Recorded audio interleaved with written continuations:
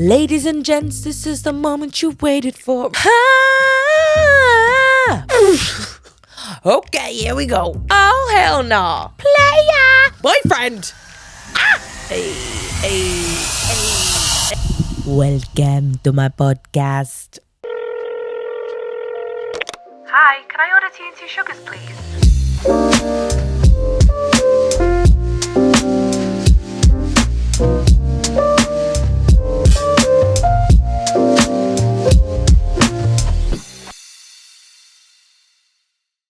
Hello guys and welcome back to Tea and 2 Sugars. I'm Tatty, your host who, if you're watching today, you have a feast for your own sweet little eyes. I have my hair down. Not only do I have my hair down, I have my hair curled. Who is she? I've become accustomed to a GHD classic curl tongue and it's my new favourite thing. I went out with my hair like this last week and everyone was like, you need to do that more often. So here I am, blessing you with my new GHD curls. I can't see what they look like. I originally put the rollers in my hair because I knew for a fact I'd be stressed out about what my hair looked like the entire episode. And so this feels like a big step. I feel like we're growing together. So if you have anything negative to say about my hair, don't, because you will ruin my week. My week so far, it hasn't been that long since we last recorded a video. I do have some updates for you though. I am back into reading. I think I mentioned that I had started reading, I don't know what the name of the series is, but like Powerless, Reckless, Fearless, I think it is. I started Powerless. Oh my God, I've not got a lip balm. Just realised. I started Powerless on Saturday or Sunday. Finished it yesterday. It's concerning me that the more I read, the more I'm like, these are my favourite books. These are my favourite books. This series is romantasy. However, if you have read the Empyrean series and you've read ACOTAR, you'll know it's spice. Pure filth. This is proper romance. It's like sweep you off your feet, gentlemanly romance. Malachi. Oh, this man, he's so protective. It's just one of those things that like, this is how I want to be. And it reminds me of my Jordan because I feel so safe when I'm with my Jordan. And that's how he makes her feel until the end, which if you know, you know. And I am on chapter, what am I on? 22. I've got the audiobook. I've been playing it when I've been walking and when I've been on my car journey. Chapter 22 of Fearless, Reckless is this one. I'm very much enjoying it. Really, really enjoying it. Yesterday, guys, I won a fucking award. Well, the company I work for, we won an award for Best Set Design. If you don't know, hi, I'm Tatty. In October, I become a whole different person. I work a scare event called Screenfest in Burton. It is absolutely incredible. And last year I had a maze called Helcatraz. And we won Best Set and Design for it. We were also nominated for Best Overall Scare Experience. We unfortunately did not win that, which I'm going to say it was a fix. It was a fix because, listen, we should have won. We should have won. It was such a good maze. But we won an award. How crazy is that? Fucking buzzing. Anyway, in the cup today, I'm going a bit crazy and mixing up. I fancied a Diet Coke. I just nipped into Tesco Express and I saw what's available. They had a little Lucozade Sport. I thought, not sure how I feel about that. Can pop. Ooh. So we're going with a DC, cheeky little DC. I drank so much Pepsi Max yesterday. I turned up at this conference expecting to be there for 4 hours. I got there at 1:30, didn't leave till 10. Incredible scenes. Accepted the award. It was the first one as well. Went up on stage, grabbed my award and said to Sophia, can I do a speech? She said no. No speech. So that was a shame. Anyway, first sip, best sip. Just needs a bit of a slice of lemon. That's the only thing about a Diet Coke. I do feel like you need that lemon zest with it. Anyway, boiling point and 2 sugars this week. My first sugar, is definitely going to be my book series. I'm not going to dive into that too much because here we are. Audible. Get on the hype, guys. Audible is... I'm not spending as much time on my phone scrolling because I'm listening to podcasts and I'm listening to audiobooks, and I'm finding I'm being more productive because I'll tidy up whilst I'm being entertained, and I'm getting that like dopamine hit from the books as I'm doing stuff. It's so much better. And then my second sugar, as I mentioned previously, I'm going on holiday. And how fun is holiday clothes shopping? I'm not talking about bikinis because that makes me currently want to die. However, no, that's so dramatic. I love my body and everything it does for me. Thank you. Thank you, peace and love. But I go on holiday, right? And I'm like, who do I want to be? Because I'm going to go and they're going to know anything about me. Who do I want to be on this holiday? Fucking buzzing. I think I was telling you all about my meshki order. So I was on ASOS looking for my Eric Prydz outfit for Ibiza. And I was like, who do I want to show up to? Who do I want to show up as to this event?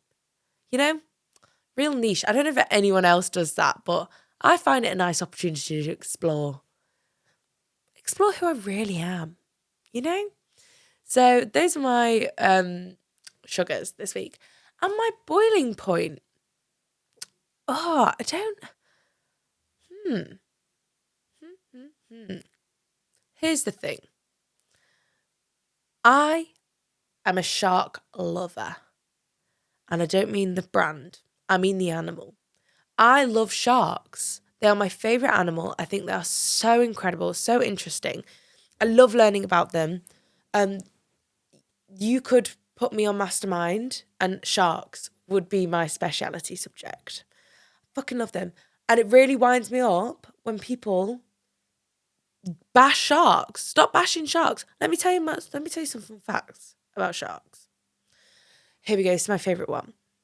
If you are attacked by a shark, bitten by a shark, you are way less likely to die within the first...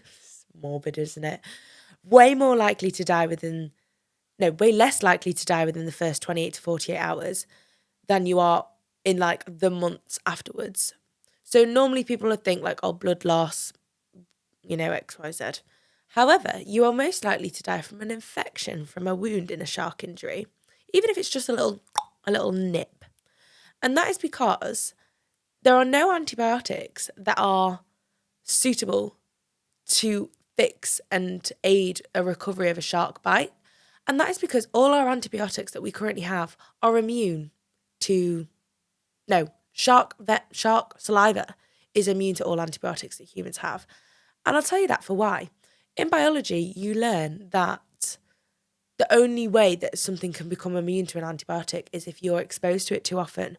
Sharks have become immune to human antibiotics because of the level of waste that we pump into the ocean, that they have become immune to our medication. What the living fuck? Do you understand how insane that is? Do you not think that's fucking bizarre? Incredibly wild. It's just, I heard that. It's on Disney Plus. There's so many good documentaries on Nat Geographic or Nat Geo Wild, whatever it is, on Disney Plus. I live for that shit. I watch so many documentaries. Actually, have I got it on my phone? I'll tell you the exact name of the episode. If not, I'll make sure to... I'm filming again tomorrow. I'll find out the name of the episode. But go on there. There are also species of sharks that are learning how to walk. And that is on evolution, my dudes. Specifically, I think it's a sun shark. They're like little baby things. They're only like 1.5 feet long. They're yellow and spotted. Leopard shark? I don't know. Maybe I'm just making up names of sharks. They're learning how to walk. They can now survive out of water for up to an hour. They're just tootling around. They just get out. You know, like how crocodiles just get up and like waddle about. That's what these sharks are doing. Nurse sharks have also learned, they're starting to show advancements of using their fins to move across the ocean floor. So cool, right? So cool. And also, when you see these videos of sharks like attacking cages when they do cage dives, it's not because the shark is trying to attack the people in the cage and trying to eat the people in the cage. It's because obviously they put chow buckets down, like full of fish guts and stuff. And when a shark goes to attack, to protect their eyes roll back in their head. But what happens is they move the chum bucket. Sounds like something else. They move the chow out the way. So the shark goes to grab the bucket or the bait or the fish head or whatever it is. And they just go straight into the cage. That's what happens because they They don't see that the bucket has been moved or the bait has been moved. And this is what winds me up. I cannot stand for any shark hate. We are creating monsters. I'm sure more people probably die from like, I don't know, other animals. Let's have a Google. What do most people... What animal kills most humans? Mosquitoes! The bastard mosquitoes! Killing an estimated 720,000 to 1 million people per year. Jesus! Let's have a look. How many people? Bastard mosquitoes are killed by sharks. Okay, between 1958 and 2016, 439. That's like 60 years.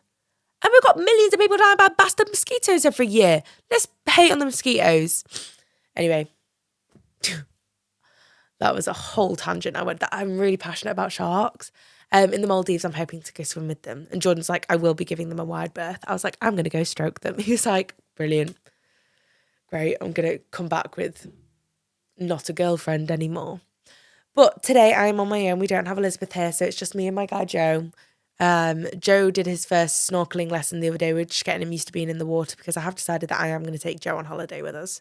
I want him to see the world. I believe that you should take your teddies to see the world. The girls are talking about taking their dogs on holiday. You know, I don't have a dog, so I'm going to take my Joe, my teacup, on holiday. Anywho, let's get started with today's episode and get on with story number 1.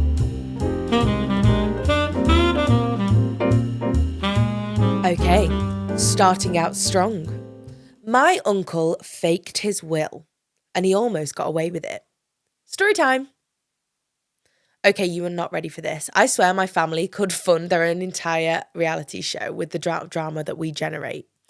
So, my granddad passed away a few months ago. We were all absolutely devastated as he was the heart of our family. I'm so sorry to hear that. He was so old school. He was sharp-witted, sharp-tongued, and always talking about how important it is to keep things fair after he was gone. He used to say, when I go, I want peace, and no one is going to have a war over my toaster. Anyway, he had 2 children. My mum, who literally took care of him every single day for the last year of his life. And then we have my uncle, who we will call Steve. Uncle Steve, who I'm pretty sure thinks that visiting your parent means liking a Facebook profile picture about Father's Day. Fast forward to the will reading. The whole family is there and we're awkward sitting around on these weird floral couches in a dusty lawyer's office. A lawyer opens the envelope and looks really confused for some reason and reads out, everything is going to Steve. Oh, hell no! Grandad said, Uno, reverse. I'm not talking about random things and not just the house. I mean everything. His savings, his car, his coin collection that Grandad had spent over 40 years curating, even his dog. And guess who didn't even have a mention? My mum, his only daughter. Oh, the dog. Oh, the dog's lost his dad. I mean, your mum's also lost her dad, but you know. Oh. You know, the one who was literally bathing him, being there for him every single day for the past year and never left him when he was too sick to be alone. She just sat there in silence and I could tell that her heart was breaking. Meanwhile, Steve tries to look surprised. So Steve, this is so Steve behaviour. I swear I saw the corner of his mouth twitching, trying to hold back a smirk. Something about this, however, didn't sit right with me. Grandad was absolutely meticulous. He used to file birthday cards every year based on who had given them to him, so why would he just completely cut out my mum? I did a little bit of digging through his old filing cabinet and boom, that's when I found out his printed will dated just 6 months prior. This one splits everything 50-50 between Steve and my mum. And guess what? The signature on Steve's updated version of the will was off. It seemed a little bit pixelated. It was literally a scanned image of my granddad's signature just plopped into the document. The thing looked like it was off some sort of bootleg Microsoft trial, in which case I took it to the lawyer. He got forensics involved. Long story short, Steve had faked the will to try and get everything from his dad. My man tried to scam his own sister out of her inheritance. The fallout was absolutely huge from this. Steve's now being investigated for fraud. Half the family isn't speaking to him, and the group chat has been named. Nice try, Steve. Love that. And it is just full of memes and subtle jabs towards Steve. Can I be added to this group chat? I fear I'd perform well. My mum ended up with what she was owed, and we took the dog to him. His name is Winston, and he absolutely hates Steve. It's very poetic. Imagine being so broke and bitter that you try to Photoshop your way into a fortune of a dead man. Should we send Steve a copy of Will Making for Dummies? Or do we let him stew and never speak to him and let the family press their shame onto him? This is fucking wild. I always find it bizarre how much people come out the woodwork when someone dies. Like, what the fuck? Your mum, obviously, she wants to care for her dad. She is not in it for the money, for the dog, for the house. You know, she's not in it for that. She loves her dad and she wants to care for her dad in his final days. I'm assuming as well that they have also lost their mum. This is such a fragile time for her. To lose both your parents, that is a really big milestone in someone's life, especially as a girl losing their dad. I feel like that's such a special relationship. Why would you even try to do that? And if you're going to do something, Steve, you need to make sure you're doing it well. You know, like pay someone on the black market or some shit like that. Don't be such a lunatic with it. I wonder, here's the thing. I wonder if it goes to like trial, if he's been investigated for fraud, will he be made to give that over? Could that be his payment? Maybe he won't do jail time. He'd just be ordered to serve. Nah, because I don't think you can break a will like that. If granddad has wanted it to go, I think it has to do both. You don't fucking deserve that money. I wonder if there's a way. Where there's a will, there's a way. Anyway, I'm glad Winston has a loving home and he can continue being loved and cared for. I'm really, really sorry to hear about your granddad, and I really hope that you're doing well. It must be so tough to grieve whilst also dealing with Uncle Steve's shit. Do you know what I mean? Just let it go, Steve. Let it go. You liked one profile picture one time. Such Steve behaviour.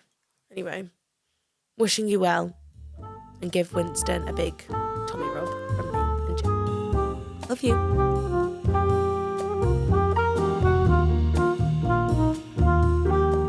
Ladies and gents, this is the moment you waited for. Right.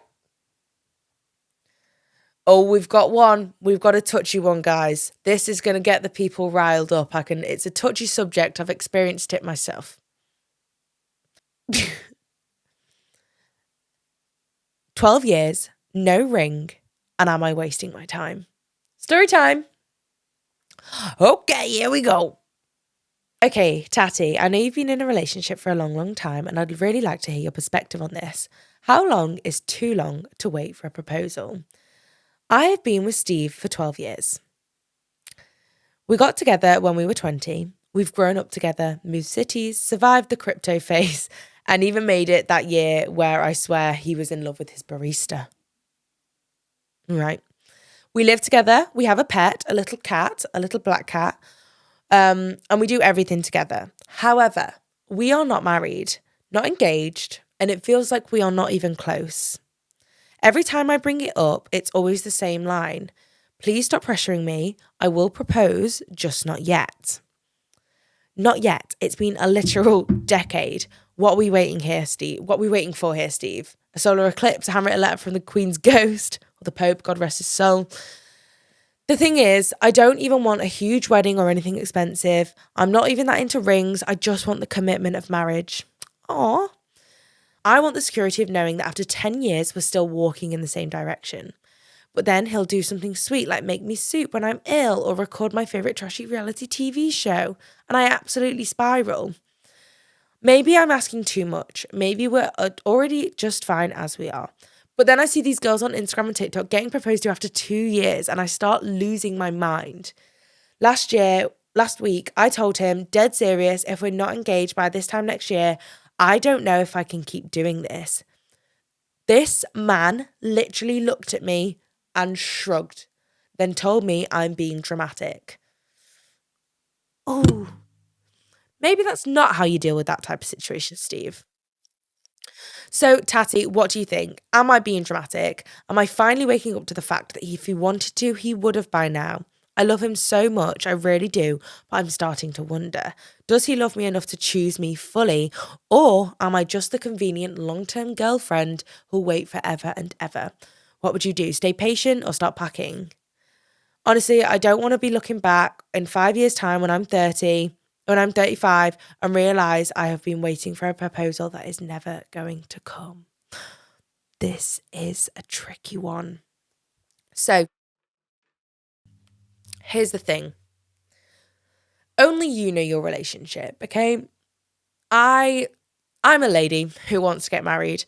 I'm a lady who has been telling Jordan I want to marry him from about 5 months into meeting him at the ripe age of 16.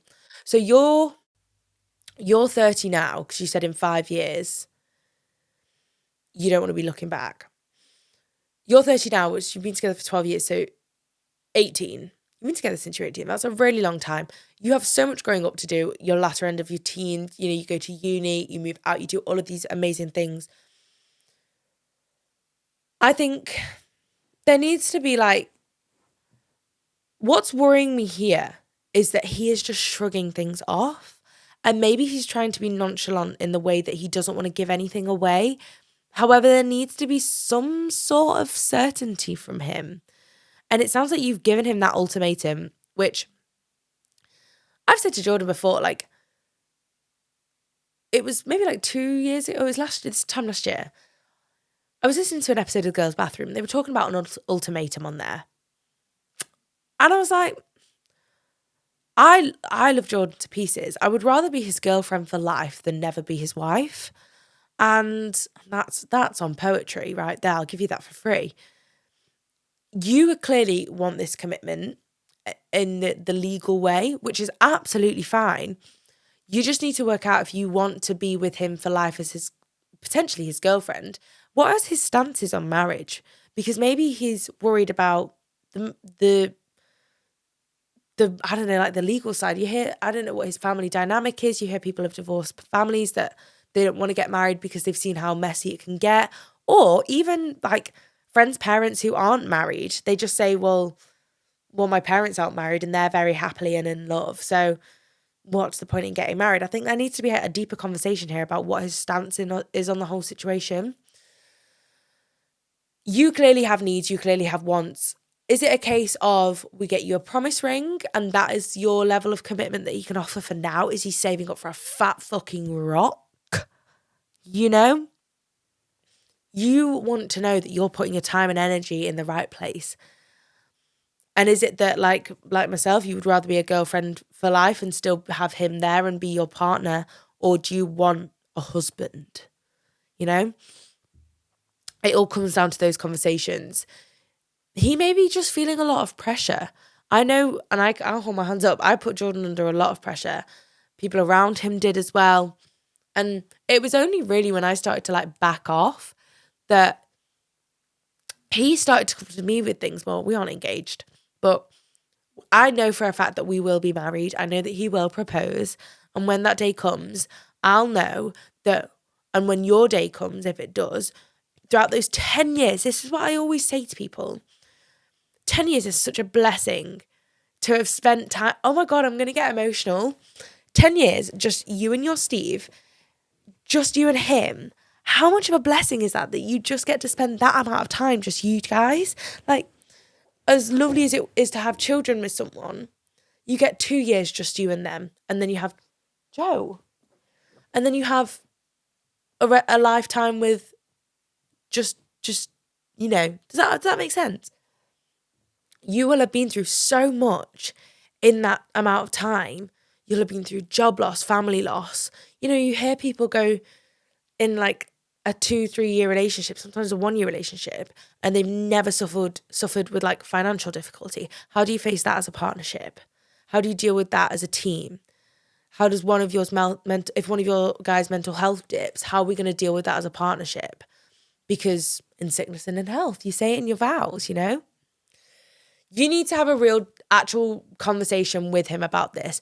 Does he want to get married? Does he have a timeline for this type of thing? Is he just comfortable in the position that you're in? Is he concerned about the cost of things, of a wedding? How long do you want your engagement to be? Because, listen, I've waited a long time for that fiance upgrade. I'll be taking it and running with it for a couple of years. It all comes down to so many things. And for men as well, I think it comes down to pride, like where they are in their life and what they want to have achieved and how they want to show up as a husband, how they see themselves as a husband. Some men want to be a breadwinner. Some men want to be a specific point in their career, or they want to have bought a house, or they want to have done X, Y, Z things. And these are all things you need to have a conversation with him about and find out where his head is at. I think a lot of pressure is put on men to propose, and that's something that I've seen firsthand from what I have done, what I've done to John, and what other people do. You'll meet people and they'll be like, how long have you been together? And we'll be like, 10 years. And they're like, why haven't you proposed yet? And I just say, you don't know anything about our relationship. You don't know what we've done. You don't know where we're going. You know, people don't have a clue. So that's my input on that. It's really difficult because you start to think, is there something wrong with me? There is absolutely nothing wrong with you. If there was something wrong with you, he'd just break up with you. Like, that's so much easier than proposing, blah, blah, blah. I actually just rang Jordan to see if he wouldn't mind me talking about this. Let me see if he has any input. Let's phone a friend.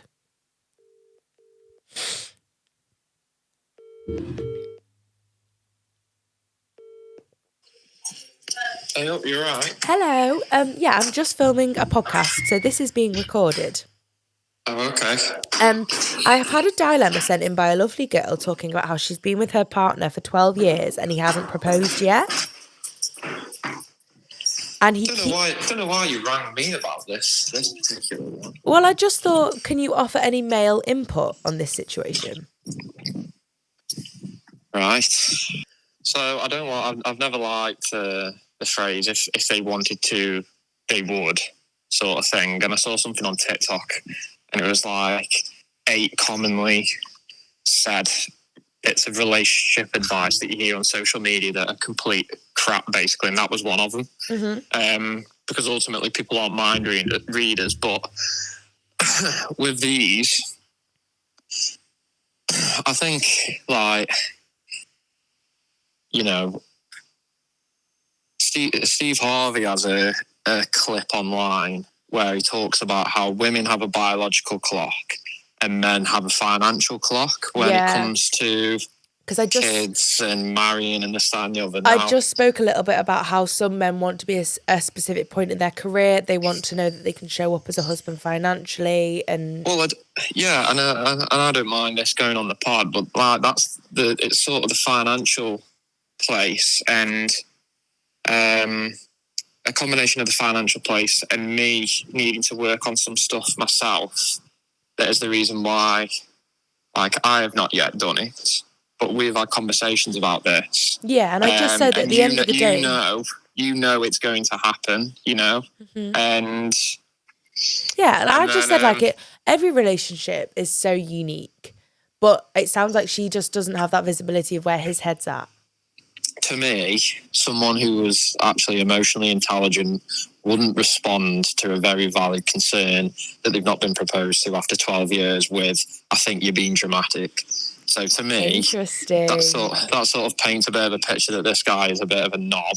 But can't really extrapolate that from one quote. Yeah. But I think if it wasn't for that, I would err on the side of... Yeah, I think that he's been a bit dismissive of her feelings there. Yeah, but if it wasn't for that, I'd be more sort of wanting to know, you know, what's his financial situation, what's his like career situation and stuff, because they all play into it. Like Steve says on that clip, like, it's like, yeah, sure, like guys can technically sort of propose and do all that sort of stuff, have kids and all that before they're ready. But it's a bit of a nightmare scenario for us because we want to make sure that the sort of foundations are laid beforehand. Yeah. And so that would enable us as the sort of traditional providers, if you like, to support a family and be the best sort of husbands and dads that we can be. Yeah. And that's why there's a financial and a sort of, like a financial clock for men rather than a biological one. Yeah. And sounds about right. It's if you can get both sides to cross over at a decent time. But I think 12 years, just ignoring all that 12 years, you got to admit that's getting on a bit. Like, I think 10 years is getting on a bit, even when you've met like someone young. And I think you have to be like, well, sort of, surely there's some sort of readiness there. And it might not be the most perfect scenario for him in terms of he might not have sort of achieved his I just said even like a promise ring. Like just a symbol of the commitment. Can I talk about my promise ring? Yeah. I'm gonna let you go, babe, because it's been 5 minutes. Yeah, no, that's fine. Yeah. All right, have fun. I hope that helps. That really helps. Thanks. Love you. Love you. Bye. Wow, the male species. So Jordan got me a promise ring at 5 years, which has 5 diamonds in it, because it's a bit morbid. So it was for my 21st birthday, but it was during COVID. And I don't know about anyone else, but we were all sort of faced with our own mortality at that point. And Jordan couldn't deal with the idea that he hadn't proposed yet, because at that point we were 20 and 21. In that if he were to die, I would have no symbol of his commitment to me. So he got me a promise ring, which I just think that's such an easy thing to do for a guy. Like, it's not the price of an engagement ring. I mean, Jordan, I don't know the price of my promise ring, but the thoughtfulness that went into mine, God forbid, like whatever's gone into my engagement ring, like when it comes.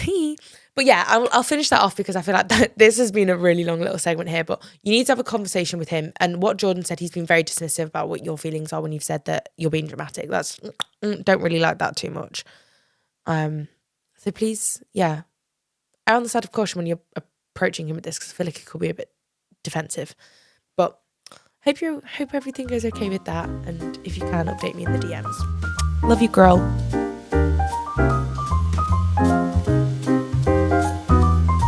Okay, here we go. I think that my best friend secretly fancies me. Story time. So I'm 25 and my best friend is also 25, and she and I have lived together for months. She moved in with me and my boyfriend, who I've been with since secondary school. My best friend, wait, who's in love with who? Oh, you think you're in love with, I think my best friend is in love, got you. I thought you were in love with your best friend and you got a boyfriend, you sassy little thing. My best friend moved into my flat. I bought my boyfriend after falling out with her other flatmates the other side of town. We live in London and things aren't cheap. Oh God, hell no. I put strict things in place, but she continues to help herself to bread, milk, cheese, sauces, and so on. Also, cheese is fucking well expensive. Put the brie down, Amy. All small things, but I also don't get help around the flat. I appreciate it's our flat and she is a lodger, but I feel she is taking advantage. Oh my God. She's not stealing the cheese or hoovering. Anyway, down to the tea. My friend keeps saying, jokingly, that we're lesbian lovers and cheating on my boyfriend. Well, I'm not a fan of that. That's so malicious. At first I thought it was a joke and I laughed it off for a long time. Then she'll say sexual things like, I don't know if I can say this on the pod.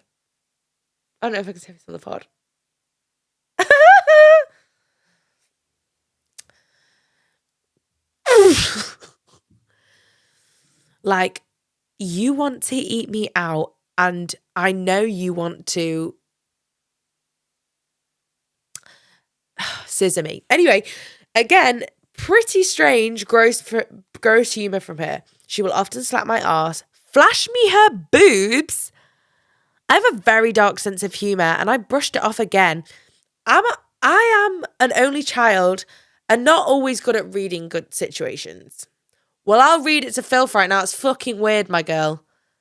My boyfriend is convinced that she fancies me and it's caused a lot of tension. She's moving to Scotland in September for uni, so our cohabiting is coming to an end there.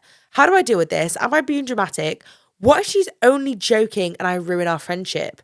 What if I make it awkward? Any advice would be greatly appreciated, as I'm at a complete loss on what to do. My boyfriend and I are on the rocks. Oh, God. Perhaps it's all a joke. Help. Right. She's taking full advantage of this situation. I'm pretty sure she probably doesn't like your boyfriend. It's really concerning to me that she feels she can sexually assault you in your own home after fucking stealing from you and not helping around the house. These comments, my girl, are so inappropriate, especially in a house that you own, that you are doing her a favour with. This is so barbaric. This is not how friends treat each other. I think she does fancy you. I think she doesn't like your boyfriend and she's doing everything to sabotage your situation. To flash your anatomy at someone who is doing you a favour. Like, there's a complete difference between getting changed in front of your friends and, you know, when you're on a night out, you just get changed, la la la. There's a complete difference between doing that versus like, wow, you know, making these sexualized comments towards you. Your body is not hers, it is your own. You also have a partner. It's really disturbing for me. Is the tension between you and your boyfriend, is that caused by Amy? I feel like it probably is, because you're sitting at home wanting to chill out, relax, but you're dealing with this psycho bitch who's nicking everything from your house, throwing shit everywhere, getting her tits out. You're just trying to watch Virgin Island. Next thing you know, Amy's showing you her areola. It doesn't sit well with me at all. How long have you got till September? June, July, August. 3 months. It makes me wonder, here's the thing, it makes me wonder why she got kicked out, why she moved out of her old flat. Was she doing this shit there? Because that would say a lot. Is it worth you messaging them? Maybe not. For the sake of 3 months, here's what I'd do. I'd sit her down and I'd say, Amy, respectfully, I don't want to see your body. I don't want to see it. I'm at home. I'm trying to relax. You're making my boyfriend feel uncomfortable because he feels like he's going to walk in on something that is inappropriate for me as well. It's not right. Also, you know, I was really kind to let you stay here. Please, can you just respect our boundaries a little bit more? We don't like it when you take our stuff. It's so fucking shit in it. Because she could really kick off. But at the end of the day, you're doing her a favour. You're doing her a favour more than anything. So she should be respectful. What I would do in terms of you and your boyfriend, it's so shit because it's your space. But I'd maybe start taking some time out of the flat together. Whether that is just something as simple as an evening walk, quick jog around the park. You know, there's so many lovely spots in London, you know, walking to get a coffee of an evening or a smoothie. Just enjoying these light nights and being out the way of that weirdo girl at home. I think you need to have confirmation that she is actually going away in September. It's so strange when people take advantage of people like how she is. I think, first off, we need to have some sort of conversation about this sexualizing you, because that's not right. That's not right. Even if she's saying it in a jokey manner, which the verbal side of it is disgusting enough, but then to be physically like flashing you and whatnot, diabolical behaviour. I could never. Whether you want to have Steve with you, no, actually, I think you'd probably be best doing it on your own. Your home is your safe space, and she is causing anxiety. There is nothing worse than being anxious to come home. It'll be interesting to see how she gets on in Edinburgh with new people, because if that's what she's doing with you, she probably likes. God forbid she's I think she's mistaken your kindness for weakness here. And she definitely fancies you. It's probably because you're like a 10 out of 10, babe. That's why. You're getting all the girls. But yeah, I'd take the time to put more effort into your boyfriend. Try and build on that relationship a little bit more. Did you say how long you'd been with your boyfriend? Yeah, you've been with him for ages. And like I said, well, literally just said in that last dilemma, you have so much that you're going to go through together when you've been together for when you've been together from since you were so young. This is just one of them, and you're going to come out of this so much stronger, because I bet when you got together in fucking year 9, you did not think you'd be dealing with Amy's tits. You know? At the end of the day, if she gets weirder, just kick her out. That'll teach her a lesson.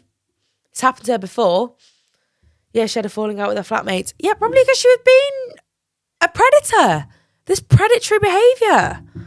I'm so sorry. This is so shit. But September will come. Fresh start for you and your man. You and your Steve. Wish you all the best. Love you.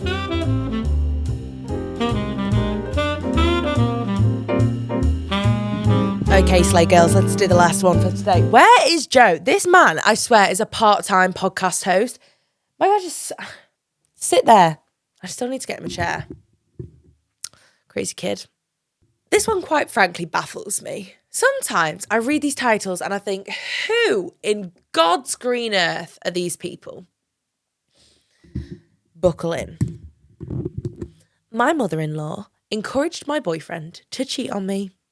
Story time. My boyfriend, Steve, was the love of my life. The use of the term was in past tense then is concerning. However, the problem here is that his mum hated me. Seriously, she would question every single thing I say. She would degrade me to a piece of shit every time me and Steve would come over for dinner. And keep in mind, I really do struggle with severe social anxiety, severe social and general anxiety and depression. Once I had a panic attack at their house and she laughed and said, "Stop being dramatic." Who are these people telling people to stop being dramatic? We all know mental health is all a lie to make yourself a centre of attention. She said that. Do you know what? People like this, I'm actually so happy for them that they have never ever been in that situation where they have struggled with mental illness, because there's a difference. She said here, what did you say? Mental health? Yeah, mental health is all a lie to make yourself the centre of attention. There is a difference between mental health and mental illness. We all have mental health, whether it is healthy or unhealthy. You daft fucking bat. Be educated enough to know the difference between illness and health. Okay? Stupid woman. I'm so glad that she's never had to experience mental illness. And I'm very sad that you have.